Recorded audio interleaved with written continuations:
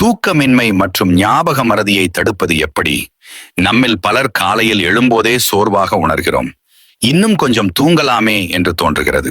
வேலை செய்யும் இடத்தில் கவனம் சிதறுகிறது. சிறிய விஷயங்களை மறந்து விடுகிறோம். இதற்கு முக்கிய காரணம் 1. மூளையின் கழிவு நீக்க மண்டலம். நமது உடலில் உள்ள மற்ற உறுப்புகளில் உள்ள கழிவுகளை வெளியேற்ற நிணநீர் மண்டலம் உள்ளது. ஆனால் மூளையில் உள்ள கழிவுகளை வெளியேற்ற கிளைம்பாட்டிக் சிஸ்டம் என்ற தனி அமைப்பு உள்ளது.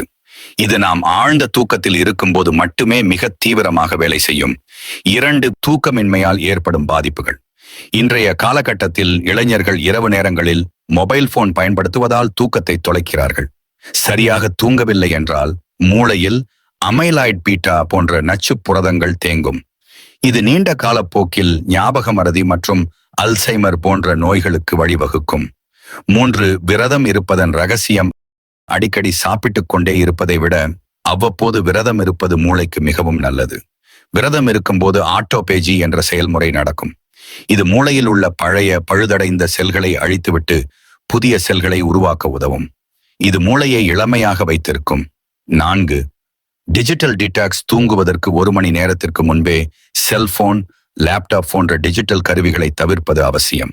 இவற்றிலிருந்து வரும் நீல ஒளி தூக்கத்தை வரவழைக்கும் மெலடோனின் ஹார்மோன் சுரப்பதை தடுக்கும். இதனால் தூக்கத்தின் தரம் குறையும். 5. மது மற்றும் மூளை சிதைவு. மது அருந்துவது மூளையின் செல்களை சுருங்கச் செய்யும். இது ஒரு தற்காலிக தூக்கத்தை தருவது போல தோன்றினாலும் மூளையின் கழிவு நீக்கச் செயல்பாட்டை இது முற்றிலும் முடக்கிவிடும். 6. உடற்பயிற்சியின் பங்கு. தினமும் உடற்பயிற்சி செய்வது மூளைக்கு செல்லும் இரத்த ஓட்டத்தை அதிகரிக்கிறது.